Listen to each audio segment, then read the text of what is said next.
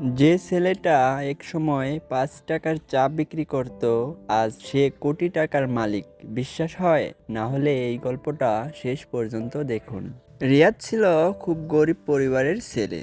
বাবার ছোট চায়ের দোকান, সেখানেই দিন কাটতো তার। বন্ধুরা যখন স্কুল শেষে খেলতো, রিয়াদ তখন চা বানাতো, কাপ ধুতো, আর মনে মনে বলতো একদিন আমি বড় হব। অনেক রাত পর্যন্ত সে পড়াশোনা করত, অনেক দিন না খেয়েও ঘুমাতো, তবুও সে কখনো তার স্বপ্নটা ছাড়েনি। একদিন তার কঠোর পরিশ্রমের ফল মিলল। ভালো রেজাল্ট করে শহরে গিয়ে কাজ শুরু করলো। ধীরে ধীরে নিজের একটা ব্যবসা দাঁড় করালো।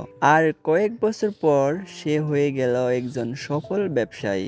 আজ তার নিজের অফিস আছে, গাড়ি আছে, অনেক টাকা আছে, কিন্তু সে এখনো ভুলে যায়নি সেই ছোট্ট চায়ের দোকানটা। তাই গরিব হওয়ার লজ্জার না, কিন্তু চেষ্টা না করা সবচেয়ে বড় ভুল। যদি তুমি স্বপ্ন দেখো আর হাল না ছাড়ো, একদিন তুমিও বদলে দিতে পারবে নিজের জীবন।